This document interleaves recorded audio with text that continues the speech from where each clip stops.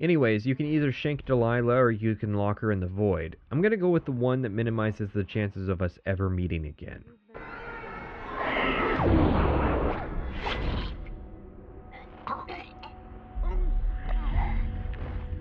I present the lost sister of Jessamine Caldwin, your rightful empress, Delilah Caldwin. Impossible. Dishonored 2 had a lot of potential. It had a shiny new engine iterated from id Tech 5 thanks to a fellow Bethesda subsidiary, id Software. For the first time, Arkane had a promise that one of their projects wouldn't be cancelled, and they had plenty of feedback from the first Dishonored title, as well as time to experiment with its expansion content. Critically, Dishonored 2 has enjoyed a lot of success. It's already emboldened as a classic of the 8th generation, not that that was hard to accomplish. Yet there's something wrong with the game, something that pushes people to request it above any other Arkane title, something uncanny that isn't immediately apparent. Well, strap in, because we're going to figure out just what it is about Dishonored 2 that creates this feeling. The game starts with an optional tutorial sequence, which is a departure from the first game. The first game established the basics in its prologue and first level. The prologue requires little more than movement and the ability to defend and attack. The actual first level, at Coldridge Prison, covered more advanced topics like stealth and alerts. And while all this is happening, there are elements of the narrative being sprinkled in. We learn about the social divide between the aristocrats attending our execution for sport and the common guards betting on hound fights. We overhear talk of gangs and their militants. We see the dangers posed by rats and that bodies can be used to distract them from attacking us. We're given the crossbow and then encounters to practice with it while being shown stories of the people who came down to the sewers to hide from the chaos on the streets above. It's all so seamlessly woven together that it doesn't even feel like a tutorial at all and doesn't need to be optional. Having come from the first Dishonored with quite a bit of playtime, my first time playing this, I skipped the tutorial. What could it teach us that's important to know? And in truth, very little. Although there is one mechanic that I didn't even realize existed until this playthrough, and that is the ability to grab guards out of a counter. This important new option for combat gets relegated to the end of a tutorial sequence that covers everything from the basics of movement and crouching to general combat. It's far less seamless an experience as a consequence. What's also a shame is that the bulk of Emily and Corvo's relationship in this game is contained in this tutorial. They spend mere moments together in the story before being separated for the entire game, which it's kind of important to establish their relationship even for the people who played Dishonored. It's been 15 years since the first game, in which time things can and have changed between them. The subtlety and downplaying of Corvo and Emily's relationship was a big part of Dishonored. Plenty of implications are made, but only once in a drawing is it ever explicitly said that Corvo was Emily's illegitimate father. Well, don't worry, because they now speak to each other like Pornhub actors. Oh, daughter, I couldn't help but notice you're escaping at night to have sex with boys, or maybe girls, behind my back. The thought of my daughter so grown up and mature. Oh, father, how could I forget the paternal instincts that drive you to protect me, even in situations where I don't need protection from a father figure, as I've already lived through some of the most traumatic experiences a person can live through. It's stilted and awkward, and is only necessary because you decided to not give these characters more time together before their separation. Is it necessary, though? Even sociopaths understand that family is generally a common motivator for action. Regardless, that leads us to the big betrayal moment. Literally within seconds of court starting, a coup is underway. What?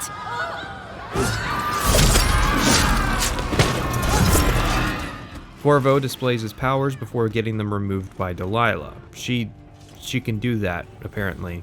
Oh howdy boy, look at that, it's only the second page and we're already talking about Delilah. Delilah was the antagonist of Dishonored, the first expansion content, the Knife of Dunwall, and the Brigmore Witches, pitted against Dowd, assassin of the Empress. Like I said, there was experimentation for Dishonored 2 going on in those expansions, and stuff was generally lifted like voiced protagonists and some magic powers and apparently wholesale characters. And yes, despite being stabbed twice, Delilah has returned. Dishonored generally goes out of its way to acknowledge that the non-lethal option was generally taken for most characters, so Dowd just trapped Delilah in the void, and that was the means by which she has escaped to return again as antagonist. Delilah is a big root of the problems with Dishonored 2, although she solely isn't to blame. When I say they copy Delilah's story from the Brigmore Witches, however, I mean everything. The tragic backstory, the parallels with the protagonist, the general plan to replace Emily as Empress, and creating a painting of her ideal future. Even her non-lethal solution is straight up plagiarism of the original non-lethal solution, and yes, I did say plagiarism. It is indeed possible to plagiarize your own material if you don't acknowledge that it isn't new, which the game doesn't. Oh, but the game does acknowledge it with Billy Lurk, right? Wrong, as Billy stepped out of the story before Part 2, The Brigmore Witches. It seems that, for all intents and purposes, Dowd's resolution with Delilah may as well have never happened, which of course raises the obvious question of, if that's the case, what's to stop Delilah from being antagonist of Dishonored 3? What is to stop another group of people Delilah happened to know from performing a seance to summon Delilah back out of the void again? You see the problem here. All of this is, of course, in service of our new protagonist, Emily Kaldwin. Or Corvo, we'll talk about that. Sure, it's interesting to draw parallels between Emily and Delilah. They're both bastard children of royalty, they both get thrown out of the tower and into a harsh world, and they're both determined to get what they want. Key difference, though. Emily was a bastard born out of wedlock, while Delilah was a bastard born out of infidelity.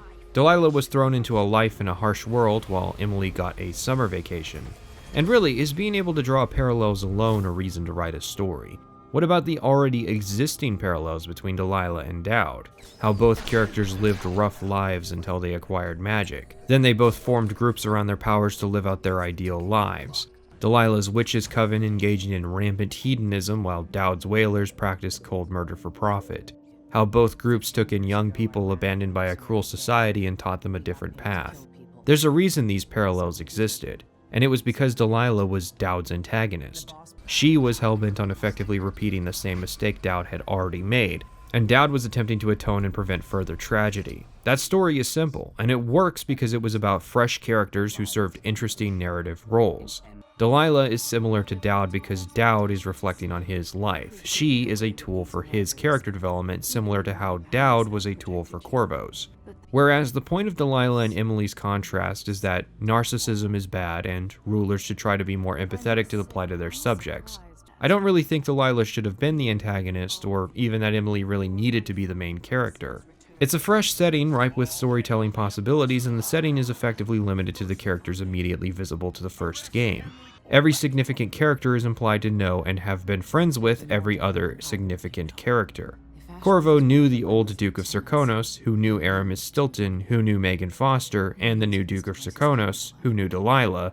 The circle goes on, and it's all rather incestuous. Which is a shame, because everyone else on the team was attempting to be creative. There's new powers, new technology, new ideas for levels, a new premise for a central conflict, and yet the game is bookended on both sides by Delilah, starting with a recreation of Dunwall and ending with an amalgamation of the levels Dunwall Tower and Brigmore Manor rolled into one. I don't blame anyone who, when replaying the game, starts on Mission 2 and ends at Mission 8. Karnaca is a beautiful city, and while it's nice to see Dunwall with all the graphical improvements, it just feels hollow. But even with such a playthrough, you can't avoid Delilah. I was shocked at a point where the game forced the player through an unskippable cutscene of highlights of Delilah's life that had no reason to exist. Of course, they do have a reason. You're supposed to sympathize. You're supposed to look at the tragedy and have that inspire you to improve things so that no one would ever have to suffer again, so that future Delilahs don't get created. Even though it's apparent that Delilah's problems stem from heavy narcissism even as early as when she was a child, demanding to attend court without any capacity to understand why her father might not want her to. Could improving life for the common man prevent a future Delilah? Of course not. It's childish to think that all evil stems from suffering, especially when the game makes such a big, heady point that aristocrats who don't know suffering at all are almost all completely incapable of basic empathy and end up doing monstrous things like, example given, introduce a foreign plague via rats into the city to literally eradicate poverty. Delilah is at odds with the game's thesis on how bad conditions spawn bad people because she isn't part of the working class and never has been. She was born into aristocracy, and when she was dishonored, see what they did there, she immediately surrounded herself with wealthy and influential people like Anton Sokolov on her rise to power. Which is a shame, because the opportunity Delilah presents is to have an antagonist who counters the previous game's rogues gallery. In Dishonored 1, you face a collection of high-ranking members of society. The High Overseer, members of Parliament, Lady Boyle, the Royal Spymaster turned Lord Regent, as well as the leaders of the Loyalist conspiracy, who themselves represented those same bodies in Dunwall, in addition to the Empire's navy.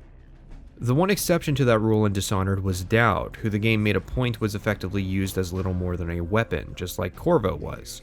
So to have a villain appear who was born from nothing, who built a following for herself through hard work, come along and overthrow the wealthy would be interesting. But it would never happen because it would then frame the lower class as villains. Let's get off of Delilah for a moment and discuss the player's first choice in Dishonored 2, the protagonist. Dishonored 2 allows the player to choose between Emily and Corvo as their chosen protagonist. Judging by the game's Steam achievement statistics, the game gets completed twice as often as Emily than Corvo, which doesn't account for repeat playthroughs, but does likely indicate that Emily is more often chosen. I wouldn't be the first person to argue that Emily is the game's protagonist, and that Corvo doesn't really belong in this story. If you remember a few years ago, there was a big huff in the games industry about playable female protagonists in games, and about presenting options to the player in terms of their character. I generally disagree with this notion for a few reasons. The first reason I disagree is that it generally interferes with how protagonists work. This is a story about a young empress learning about the conditions her subjects have been living in while she was sitting bored at court. Introducing a male counterpart protagonist for the sake of providing options to the player only works if that male character is also the Emperor. There's a point in the game where Megan Foster tries to chastise, I don't know why I use tries, she does, where Megan Foster chastises Corvo for living the high life while people were suffering in the Karnaca silver mines. Well geez Megan, what have you, a fellow skilled assassin, been doing to help the situation? I get ahead of myself. The point is, a lot of elements that exist for the benefit of Emily don't work for Corvo.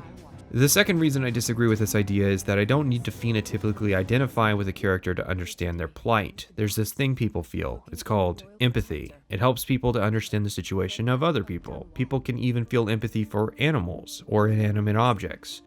I really don't care what a protagonist looks like. Like I said, I'd rather this be Emily's story than Corvo's, and this may shock you, what with my feminine voice, but I was not born in Bristol. The third reason is that I don't believe in the idea of an absolute design philosophy. Some games can work with multiple protagonists, and that's fine. Like I said, the story could work if the male character option was at the same station as Emily. The only reason that didn't happen here is because Emily was an established character, which is another fault in the premise of Dishonored 2. If Dishonored 2 had been about Emily's children, a brother and sister who get separated and must deal with the problems of Karnaca, I think it could have worked. Empress Emily's away on a diplomatic mission and has left Corvo to take care of the kids in Dunwall. Delilah or any other antagonist shows up, kills an older Corvo who leans on his power as a crutch, and freezes one of Emily's heirs. There, I offered a solution to your character choice problem that keeps all the other elements intact. Notably, feminist frequency's complaints on the first Dishonored were a factor in Dishonored the Second's changes. Emily was originally going to be the only protagonist, a response to the criticism of the lack of female characters in Dishonored. Women have also been injected into the world quite brazenly. There's a guard captain who gets stabbed in the first 10 minutes after meeting her. Women are now a visible part of the guards and gangs of the city. Of course, some of you might point out that there were women in Dishonored. They were in the minority, but they were there. There were characters like the Empress, Granny Rags, the three Boyle sisters, and Emily. Many game studios were hit with similar criticisms and course-corrected. The only reason Arkane is notable is how hard they course-corrected to the other side. Suddenly, there was an obnoxious female gang leader, an all-female witches coven, a female main antagonist, and a female lieutenant of Dowd. Bending the knee, of course, did nothing to ameliorate the criticisms, as presenting the player with a choice other than female is now a problem. It's interesting how many women are guard captains, considering there are, 0 low-ranking female guards. On that matter, anytime the game wants to present the guards doing something awful, I believe without fail, it was always a male guard. Or how the prolific prostitution industry evaporated overnight. Outlawing prostitution must have been one of Emily's pet causes after that Golden Cat affair. What's even stranger are the mechanical differences between Corvo and Emily. They get access to the same tools, although Emily's are sleeker and more feminine looking for some weird and dare I say sexist reason, like they're weapons, not fashion accessories. But they also get access to different powers. Corvo inherits most of his powers from the first game, with some additions like Dowd's ability to stop time when picking out a target for his blink ability. Emily has a new set of powers, barring Dark Vision, which she shares with Corvo. Remember how I said in the first video that Blink was the unifying power between all the magic users in this setting? Well, Emily throws that notion out the window because her equivalent isn't actually teleportation.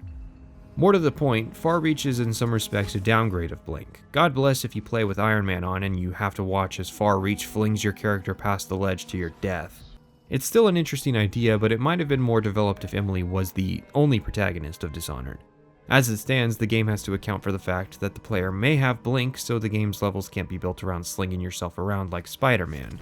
Actually, when the outsider offers you magic, you can actually reject his mark, meaning the game has to also design pathways for players without magic, meaning that the odd occasion where you might be tempted to possess a rat or fish or shadow walk through a grate is unnecessary and wasteful because there is often an easier path around obstacles.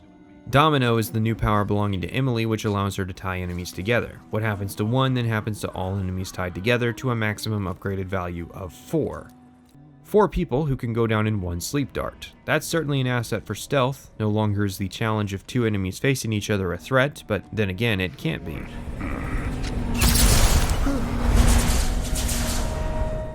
After all, Corvo doesn't have that power. Instead, he has Bend Time, a power which initially slows but can be upgraded to stop time for a short duration. This has many combat applications, but can also avoid traps and obstacles as well. A wall of light with the tank on the other side is no obstacle for Corvo, but what it is rare, as again, Emily doesn't have that power.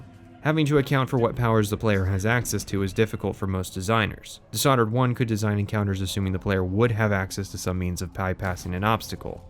Example given, the arc pylon underneath the radio broadcaster in Dunwall Tower. If you don't want to hike around it, you'll either need to blink past it or use Bend Time or possess someone and walk right by it. That is just one optional encounter. Dishonored 2 can't have moments like that because it can't account for the myriad of combinations available. There's never going to be a problem where Doppelganger is a necessary ability to use. Doppelganger is one of Emily's abilities where she can summon clones of herself, effectively identical to Dowd's ability to summon assassins. I didn't use this ability as Emily was my stealth playthrough, which was an element present in the first Dishonored. A stealthy character has no need of powers like Doppelganger or Devouring Swarm, one of Corvo's abilities where he summons a swarm of rats that attacks enemies. And it makes sense. Such a chaotic ability would be tied to a higher chaos playthrough. It feels more powerful here, as though the enemies are less capable of dealing with the swarm. What's weird is that there's no Bloodfly equivalent power to represent the new plague of Karnaca. No power to summon a swarm of bloodflies that kills foes and infests their corpse with their young. It would have been a more suitable power than Mesmerize, an Emily power where she summons a spirit to enthrall the minds of humans and wolfhounds alike. This takes them out of combat or distracts them from observing Emily, but is cost prohibitive to use. Someone will point out the bone charm that improves it, that I never got. I only missed 2 bone charms on the 5th level, and I guess one of them was it. We'll talk about random bone charms, don't worry. Wind Blast is a Corvo ability that summons a powerful gust of wind to blast back enemies. It's mostly an entrance maker, blasting down a door or enemies back to great effect. It can even be used to overcharge windmills to turn their connected walls of light into arc pylons. That's obviously not as stealthy an ability as Shadow Walk, an Emily power that turns her into a shadow monster. This is more useful to stealth characters who need to get by a tough patrol pattern and got me out of a few binds with Emily, but is otherwise not very useful. You can't jump, and being so low to the ground reduces our perception. Pitfalls of the ability that would have been avoided had the focus not been split by Corvo, who gets the possession power. This takes over the mind of animals and later humans to crawl through grates or separate an enemy into a more vulnerable area to attack them, or to escape combat through someone's head. A balance of combat and stealth purposes that it inherits from the first game, which could focus on only one protagonist's powers, which is my point. I support the creativity with the new powers, and I think with more time they could have been developed with adequate challenges to require them. But more time spent thinking about implementing Corvo's powers from the first game is less time spent working to make Emily's powers as balanced and fun in the levels proper. Despite all this talk of powers, the first level of Dishonored 2 doesn't really feature any. This is similar to Coldridge Prison, which focused on the tools of Corvo's trade, yet here we're given a more open level to explore. We start in the tower after the coup. There are 5 enemies in this section, including the target, Ramsey, who needs to go down so we can recover our signet ring. This will enable our escape through a hidden safe room. After we escape the tower, the level opens up. We need to get to a ship in the harbor whose captain we were supposed to meet with today. Sadly, Dunwall Streets is a miserable level. Its key fault? Not giving the player the crossbow sooner. The player is forced to either avoid or take the guards down by hand. Someone will say that it isn't hard if you jump the train running through the level, and that is true. But then you miss out on the level proper, passing by several paintings and valuables worth money, and money is progression. That sentence right there informs another of the core problems of Dishonored 2, which is a genetic problem of the first game. The player is incentivized via the need for money to fully explore levels rather than doing the realistic thing of focusing on objectives. We need to escape the city, but first, let's detour at a bank and a newspaper office. We see the body of a victim of the Crown Killer, a sadistic murderer who has been killing our opponents to frame us for the crimes, as well as a journalist who accused us of those crimes who is being harassed by guards. But truthfully, I'm not here on either account. I'm here because both buildings have stuff worth gold that I need. But why would exploration be a bad thing? Because of the morality bar veiled as the chaos system. Originally, I wouldn't have stooped so low to call it that, because it was more than that. But then I found out that chaos in Dishonored 2 is entirely determined by the body count the player leaves behind. That means that the chaos system of Dishonored 2 is actually a stripped down version of the original Dishonored 1 chaos system. Don't believe me? In Dishonored 1, lethality and non-lethality was the main factor of chaos, but influencing it as well was detections. Two lethal players who kill the same number of people will find a split in their chaos rating based on their methods. Kill 19% of the guards but get detected often, high chaos. Kill 19% of the guards stealthily, low chaos. Even more, however, was that Dishonored 1 had a number of choices that the player could make that would influence the system. Poison and elixir still for Granny Rags, and that results in more plague victims? That's chaotic, and could push that same stealthy but lethal player into high chaos. In the same vein, saving the life of an overseer's sister could push that former high chaos player back into low chaos. All witches must burn. I did, however, point out that many of these choices skewed towards lowering the chaos rating, and that the idea needed a bit of work. Well, lo and behold, that no work was done, because the decision was made to remove the decisions entirely. This means that the only choice that determines chaos rating is if the player kills people. This was stunning to me, and I rushed to test a playthrough where I ran around getting detected and knocking out guards, only to find I ended with a low chaos rating. This is what passes for low chaos in Dishonored 2. It is fun though.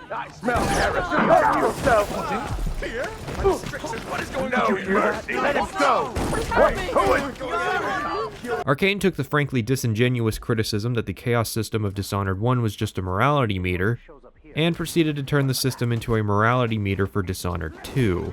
Of course, the game is quick to tell the player that any playstyle is acceptable on a loading screen, but you'll find that your supposedly acceptable lethal playstyle will result in characters criticizing you for your actions. And what a sight it was. You gave yourself over to blood and terror. Gave it everything you had. In Dishonored 1, a few characters would comment on the player's approach to escaping Coldridge, but mostly in the positive if you managed to ghost out. No one, not even the outsider, would criticize you for killing your way out of an execution for a crime you didn't commit. However, you will be criticized for killing people during an active coup. These people are traitors, a fact Corvo and Emily will both comment on. There's a tad bit of difference between going psycho killer on these guys versus a random guard in Karnaca. The chaos system also didn't really show its teeth until the third mission of Dishonored, when the player had some time under their belt not only to make decisions, but realize that there is a decision to make in the first place.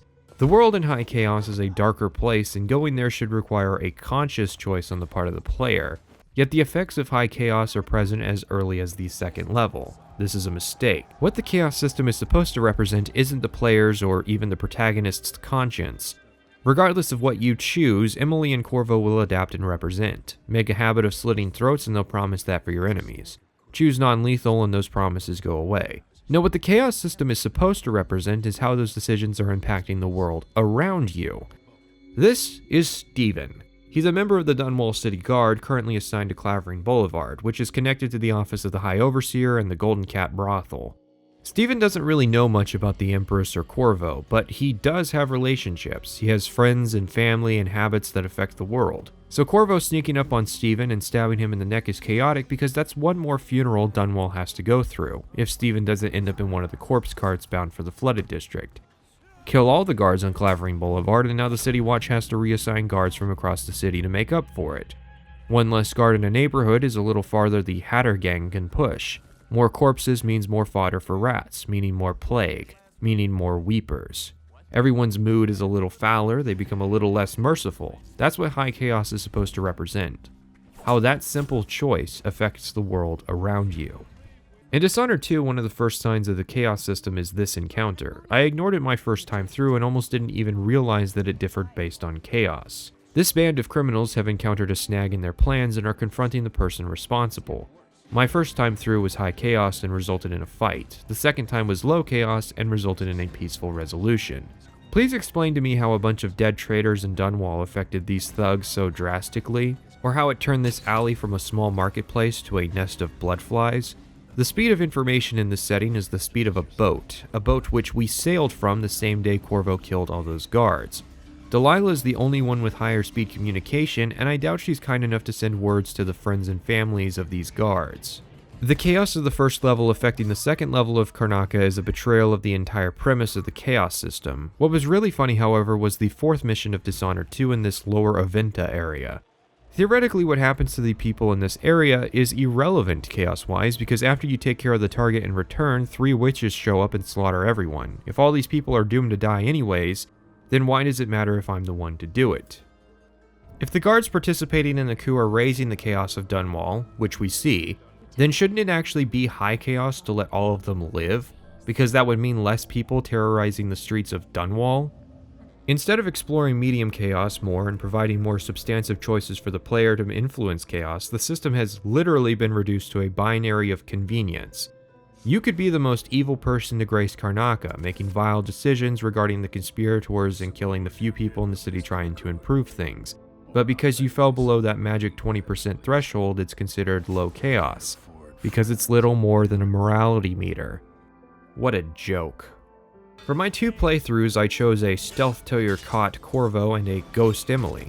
Stealth Till You're Caught is, in my opinion, the best way to play Dishonored 1 and 2 from a mechanical standpoint, although it will typically result in a high chaos rating. This is because of the aforementioned problem with level exploration. Generally, making levels that players want to explore is not considered a bad thing. The problem is, if you decide not to save scum and not to pay close attention to which side of the magic chaos line you're on, you'll likely end up on high chaos. The only reason this wasn't true in my Dishonored 1 review was because I had far more experience with that game.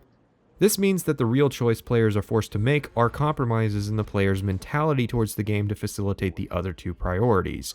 You have to give up one of 3 things: a vow against save scumming, the desire to explore, or the ability to play as yourself. Here's a street full of dead guards. It's full of dead guards because I had to go through this level a bunch of times trying to figure out how to rob this black market. Shooting the chain is pretty obvious. What I couldn't figure out was that I was supposed to take this wheel here, that I thought was a static prop, and take it over to this thing, that I thought was a steampunk moor, and put them together to open the sewers.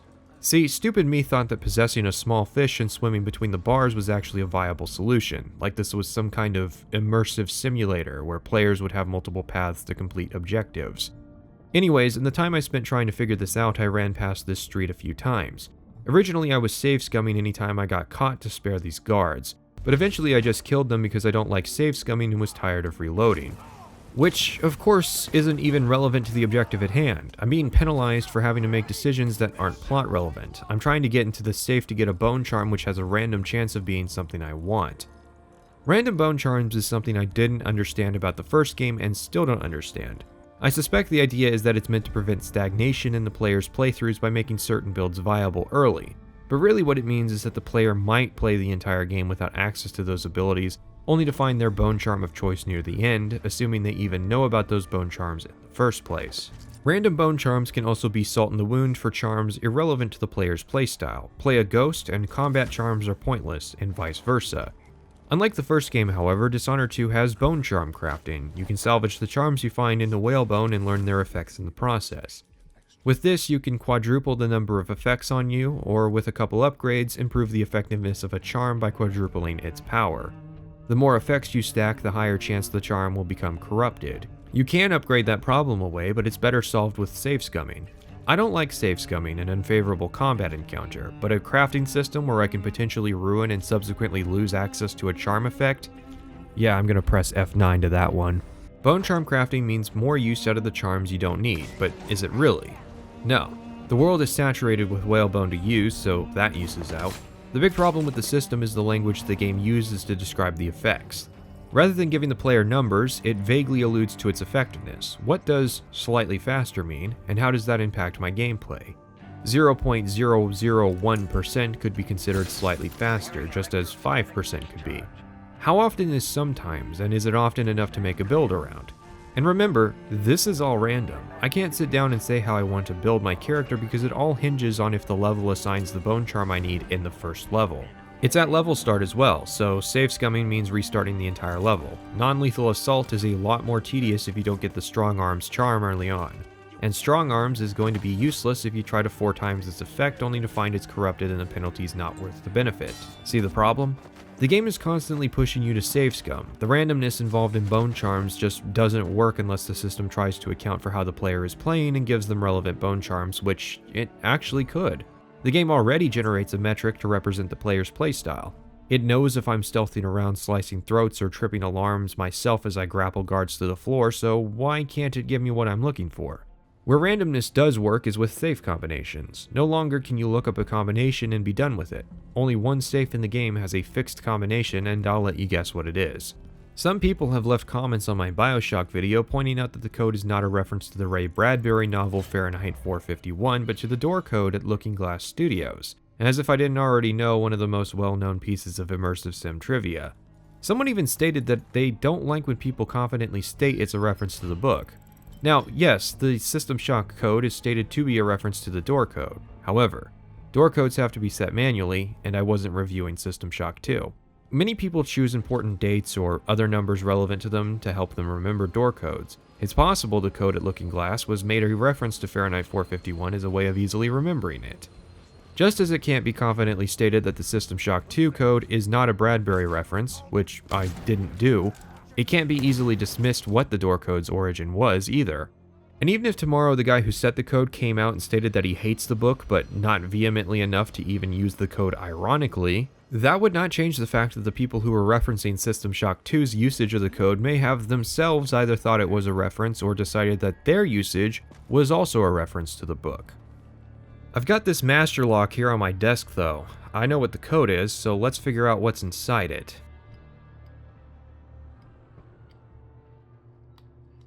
Hello Taffers, Boulder Punch here. I make videos mostly on immersive sims, survival horror, and Metroidvania games. The term immersive sim is one of those terms that if you try to define it or ask if a said game is an immersive sim, you'll get many differing opinions. It's one of those terms that if you ask 100 different people what qualifies as an immersive sim, you'll get 100 different answers. Some titles are easy to agree on if they fall under the immersive sim umbrella, such as titles like Dishonored or the Deus Ex series. Some games can have elements of an immersive sim, but you wouldn't call them an outright immersive sim. Think of something like Bioshock or Breath of the Wild or The Phantom Pain. What distinguishes a game as an immersive sim is the design philosophy that the game uses. The titles of Looking Glass Studios, from Ultima Underworlds to the System Shocks to the Thief games, help lay the foundation for this design philosophy. I provided an excellent blog post on immersive sims as a design philosophy and Game Maker's Toolkit video on immersive sims as a reference point in what falls under an immersive sim. Check the description for the links.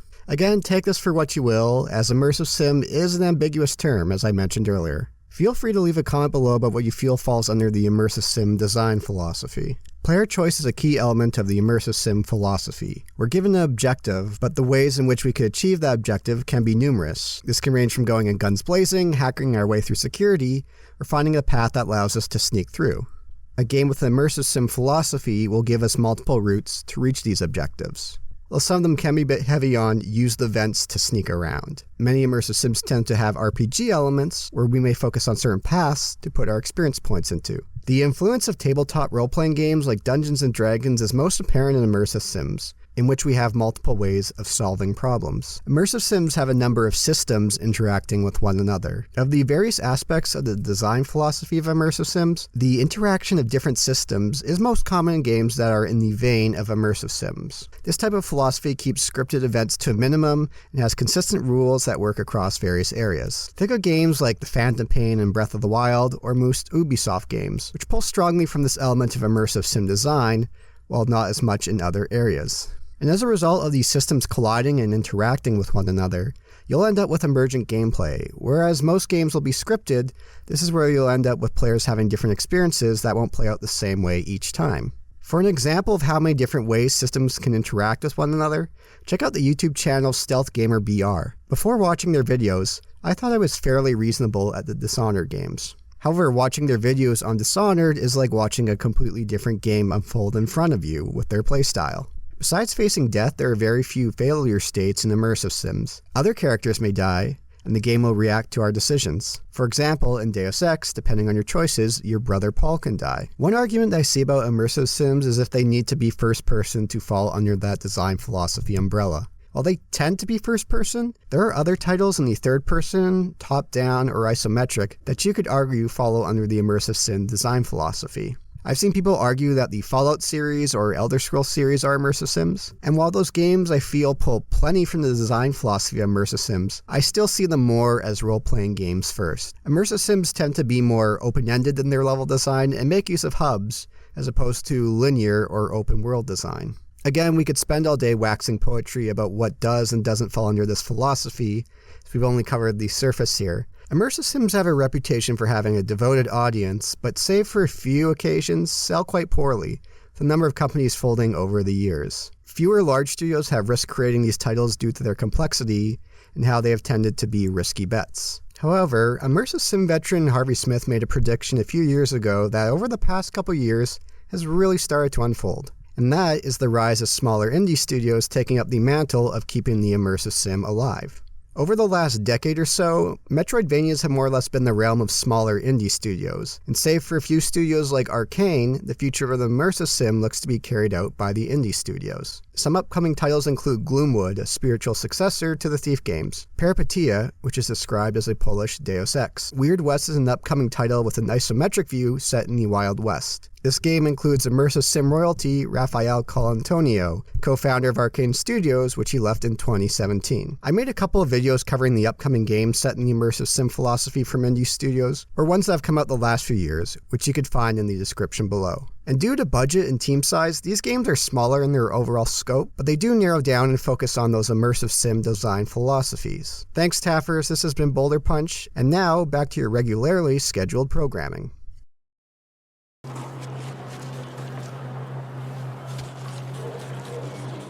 A big change from the first Dishonored is in the game's structure, which is funny because the Dreadful Whale is effectively the same as the Hound Pit's pub and narrative purpose, but is downgraded heavily otherwise, which is strange given the opportunities presented such a narrative device. Unlike a pub, a ship is a mobile structure, yet it only moves once you go back to Dunwall. There's only one vista of Karnaca available from the ship here. It's also easier to host guests aboard a ship to help your cause than it is to safely hide people in a building. Yet there are only 4 characters aside from us to ever step foot aboard the ship. Unlike the Hound Pits, there are no minor characters allowed on the Dreadful Whale. Nobody to comment on our playstyle, and nobody to bring life to the world here. Megan Foster, a crippled woman, captains an entire ship by herself, and we only see the boat have mechanical problems once during our High Chaos playthrough. Upgrades are no longer handled here either, despite the boat housing Anton Sokolov for half the game. Upgrades are now purchased during the level at black markets, which sell supplies and more notably can be robbed. You can steal everything they sell and then some, which would be an interesting opportunity to penalize the player for criminal behavior by labeling it a high chaos decision. Instead, all you get is voice lines and an ambush. What's going on here? Get the customers you deserve, I suppose.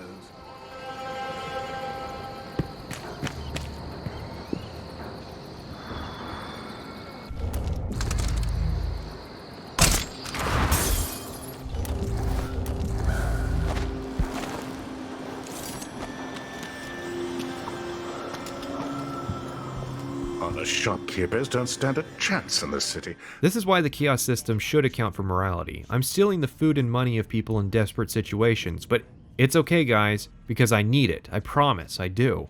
It's not like getting 75% of the cash every level resulted in me maxing out all the upgrades with change to spare through the game. Even knowing full well that I don't really need most of the money I acquire, I'm still motivated to explore levels fully, if not to gain access to as many runes and bone charms that I do need, just for the sake of seeing the creativity of the level designers. Accounting for morality in the chaos system might help to fix the problems with the game's judgment of the player. Something I forgot until near the end is that the heart will actually make commentary on the characters, allowing a short peek into their life outside of a scripted patrol path. While these are fake and pulled from a database, similar to Watch Dogs' similar system of generating basic facts about its NPCs, it does make me wonder why morality wasn't a factor in Chaos. Generally, kind acts and saving lives could actually mean something, even if the player is in the habit of cutting a bloody swath through the guards.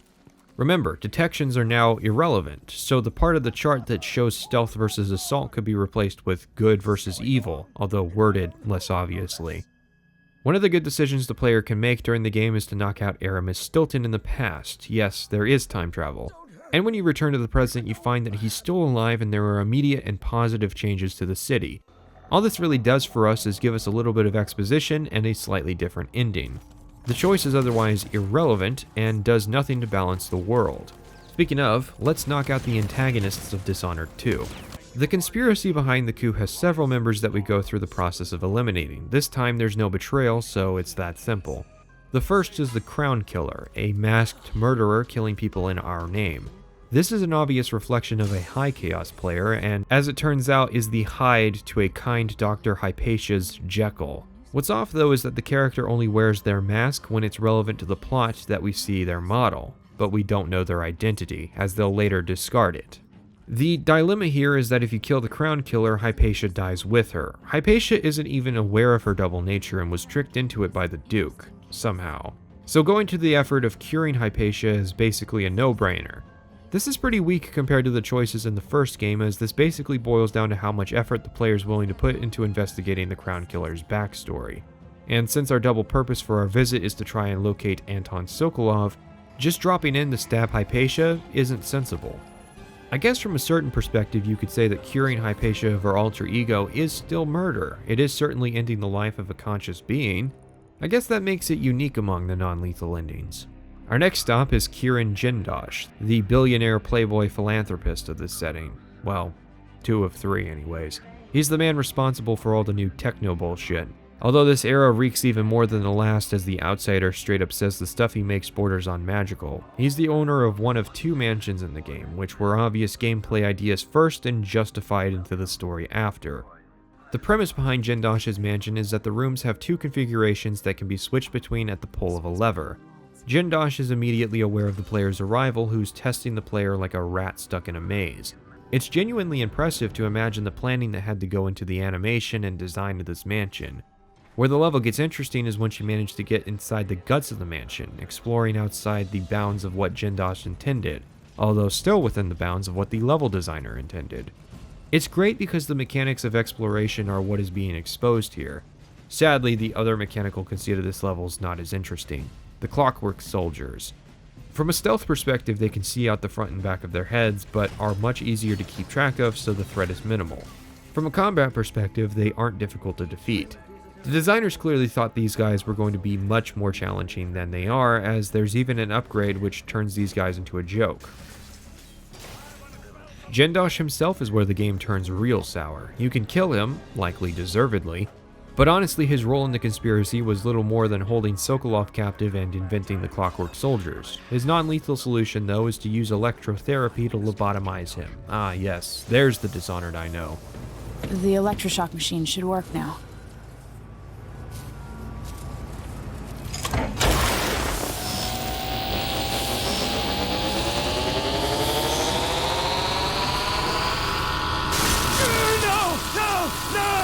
You don't know what you're doing!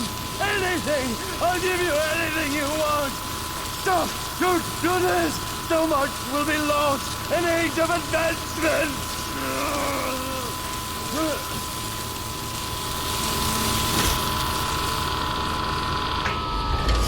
Too bad it had to come to this, Jindosh.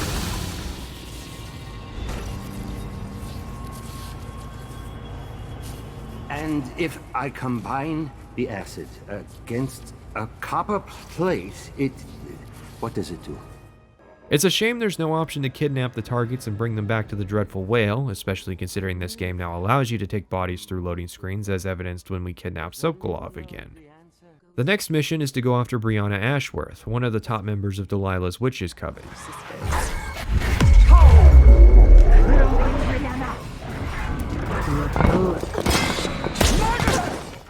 Sokolov's reasoning is basically she's dangerous and maybe she can actually get the plot rolling. She does, and there's the added benefit that Ashworth has been manipulating the dreams of the sisters of the Oracular Order who are tied to the Overseers. Honestly, this level is just a spin on Brigmore Manor, a once pristine area ruined and redecorated by a cult of witches. It's a shame because the witches are the magical enemies of this game and they don't hold a candle to the Whalers. There is the odd moment of character though. Wicked ladies and hunters of slithering things in the hours before dawn, former milkmaids and magistrates, come before me and bow, for I am Delilah, your queen. But they're just less robust than the Whalers. Of course, the Whalers knew Corvo was in the area, so you could encounter them as they searched for you. But it was interesting to hear their conversations, and their blink ability just sounded so good. The witches don't teleport near often enough, and their dialogue is just generic evil witch conversations. The Gravehounds also return, they're just wolfhounds with built-in respawn. We reach Ashworth's office, and I was actually surprised to overhear a conversation in a video game where an antagonist treats one of their subordinates with a modicum of respect. Brianna, what happened to Jindosh? I'm told he's a gibbering idiot now. I don't know, Delilah. Forgive me. No, my dear. It's a loss. But I doubt he had anything more to give us.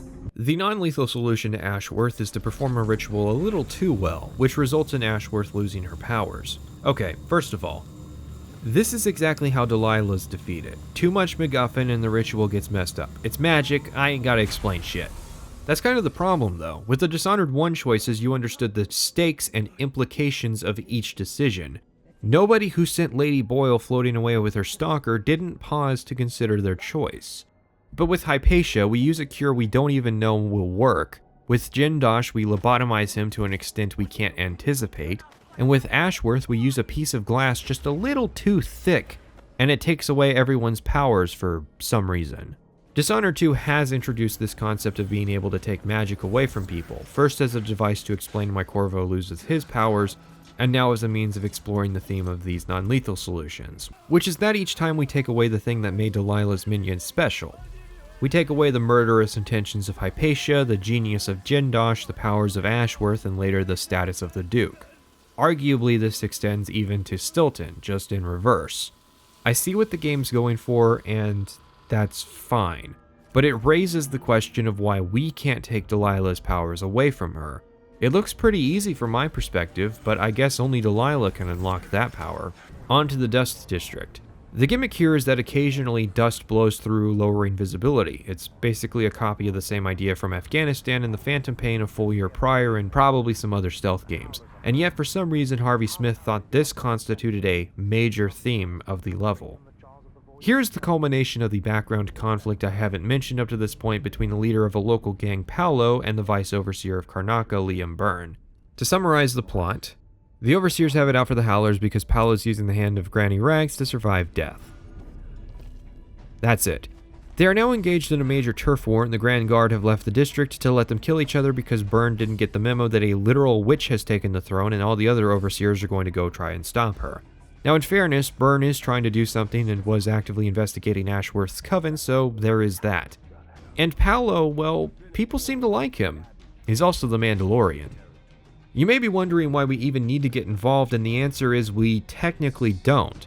If you're prepared to solve a puzzle that involves 6 sets of 5 variables and is randomized each playthrough, you can skip the conflict entirely. I killed a family member with this puzzle. You can also stealth around it, or ship one of both faction leaders in a box to go work the mines for a couple years. It doesn't matter, man, because the next level involves literal fucking time travel. This is part 2 of the mansion level ideas, the Stilton Mansion. We roll up and ask Aramis Stilton why Delilah's back, only to find out that he's lost his mind. So the outsider gives us a tool for time travel because it's magic, bro, don't think about it. He tries to justify it by saying that Stilton's mind is stuck in the past, which is pretty weak grounds for time travel, but whatever. So, in summary, there are 2 versions of the mansion. You can switch between them or peer into the other version. The present is dilapidated and many areas are blocked off, while the past is pristine but full of guards. It's a neat level idea, and it plays with some emergent time travel stuff, like incinerating the corpse of a wolfhound in the past to prevent a nest of bloodflies from forming in the present. But then you go to Stilton himself and things go past singularity and into new depths of terrible time travel stories. Basically, if you knock out Stilton, he doesn't intend the resurrection of Delilah and doesn't go crazy. This actually changes the timeline. You could potentially justify the level without actual time travel by just saying that it's sort of a living memory and we're interacting with it, but no, we actually change the present with our actions in the past. And our player character isn't smart enough to recognize the implications of this, like, at all. So, first, we aren't wanted in the past. I'm sure the Grand Guard would make an exception if the Empress or Royal Protector showed up and asked to see Stilton, but no, and if you attempt to speak to Stilton, he just cowers in a corner. Not even an attempt is made because if it were, the seance would be prevented and the story would end right here. So we observe Delilah's return. Yes, it's just that easy. Delilah then immediately creates a phylactery to preserve her immortal spirit before realizing that there's a time traveler observing the ritual. You are hidden, but I know who you are. I know when you are. You've come to watch me return, and someday I'll come for you. Oh no, come on. You know that Emily/Corvo is here 3 years in your future. It's magic. Stop thinking about it. Seriously though, I didn't even point out how weird it is that Delilah keeps Corvo alive, but you would think after realizing we were here that might inform some of her decisions regarding how she handles the coup and the level of security that she keeps us prisoner. Style over substance is a cliche of criticism. I like to think that Dishonored has a good balance of style and substance. Whereas this is the designer dictating the plot. I feel it's pretty clear that some of the designers had ideas for levels and the storytelling came later. I think in the pursuit of video essays claiming this game's levels as unmatched brilliance, they sabotaged the overall product. Dishonored 1 is really the game that would benefit from a New Game Plus mode, yet the second game was the one that got it. And I don't really care to replay it because it has levels like this with no replay value. Once you see all the clever ideas, you realize that was it, and you don't have magic so you can't get around fast. Stilton's Mansion essentially becomes a game of watching guard patrols through a lens and watching a bunch of unskippable cutscenes about Delilah. Speaking of, as we go to leave the manor, we get sucked down into the void for a brief and pointless chat with the outsider. This is the first instance of him communicating with us outside of our dreams and at his shrines. So what's important that he feels the need to rip us out of the plot? His backstory. Really. It's where they made me. Alright, 2 targets left. Our next target is the Duke, and his level is super simple. In a world of caricatures, Duke Luca Abel stands alone. He's actually voiced by Private Pile, which got me curious, and boy does Dishonored 2 have an eclectic voice cast list. Anyways, the gimmick here is that the Duke has a body double and can appear in one of several potential locations. Sounds interesting, right? Well, don't get excited, because it's absurdly easy to tell the two apart. The Duke's non-lethal solution is to switch out the double for the real Duke. The double is a nice guy, which is really fortunate for us. And that's it. That's the level. We also retrieve Delilah's soul, which requires Jessamine's soul inside the heart to disappear. Yeah, bye, you've lectured me long enough about how awful people are. Okay, so during the Adamire Institute level, Megan explains that the reason she can't take us straight there is that there's a watchtower that will detect us, which, fine, okay. Even though most of the island can still be reached without crossing the watchtower, there's actually no reason Megan can't take us straight to the palace proper. She'll drive the boat straight up to the dock without requiring any security system be taken down. But she won't do it until the Duke is dealt with, meaning you can't capture him. She just telepathically knows not to pull the boat up until after he stops breathing. Like, they went out of their way on multiple levels to justify why the player couldn't bring the targets back on the boat. They consciously decided that wasn't a valid option because it would completely sidestep the morality play the game wants to perform. Alright, so, final mission. We return to Dunwall, Delilah's spirit in hand, to free the counterpart protagonist and restore the throne. I was actually surprised when the game let me kill Anton and Megan here. I was not expecting that.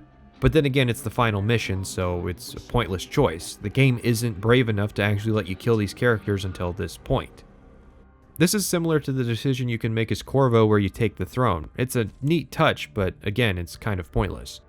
This level starts with the first mission in reverse, and severely dilapidated. A sad departure from the first game is the fact that chaos is basically meaningless here. Regardless of what the player has been doing, this level plays out the same. The city's wrecked and the overseers attempted and failed to oust Delilah. Unlike the first game where the final level differed based on the player's chaos rating, a reflection of the player's actions up to that point. Further, this level is really easy. I know Dunwall Tower from the first game pretty well, and once you get to the second stage of the level, it's the same thing, just trashed from the witches living here. It inherits most of the problems of the original level, which is funny because the premise here is the perfect opportunity to try and solve those problems. All those chandeliers that make navigation a little too easy could be destroyed or disconnected from the ceiling, but they're still here. And so we come back to Delilah. I've already stated her non-lethal solution. You tamper with her ritual and trap her inside a painting, but it'll totally stick this time, guys, because this time we tricked her into thinking she succeeded. She makes an interesting enough boss fight, although it's nothing on the more frenetic fight Dowd has with her. Enemies seem less likely to teleport now, meaning the fight has to rely on a minion phase and then giving her a whole heaping of health. I don't seriously think Delilah will return for a future Dishonored story, but it is a possibility. Someone has to be married to the character in order to bring her back for this game. Something to comment or point to note is that the non-lethal solutions tend to result in the target being Dishonored. That is somewhat consistent in the first game. The High Overseer turned religious pariah, the aristocrats enslaved in their own mind, the lady kidnapped by her admirer, the Lord Regent exposed for his crimes. It fumbles this concept after the second act twist, but it's there. Revenge for Corvo having himself been dishonored. In turn, Emily gets dishonored, but her non-lethal solutions are hit and miss if they work in this framework. Is curing Hypatia of her evil alter ego dishonoring the Crown Killer? Jendosh, Ashworth, and the Duke all get dishonored, but what does Delilah get? She doesn't get dishonored. She gets to believe she succeeded. To be the center of admiration for the entire world. It's only dishonorable if she realizes the illusion and once again attempts to escape. And so we look to the future. Pretty much Arkane's entire body of work has been requested at this point, as they make an interesting topic for videos. I'm not going to get to them in a timely fashion, but I know Boulder Punch has talked about most of them already, so go check his videos out. Work is also continuing on an Oblivion analysis video. I should have the recording finished by the time you see this, and ideally some of the script done as well. A thank you to the patrons currently on screen for buying me time to create these videos, and the 22,000 people to click the red button as of writing this. I am genuinely in awe.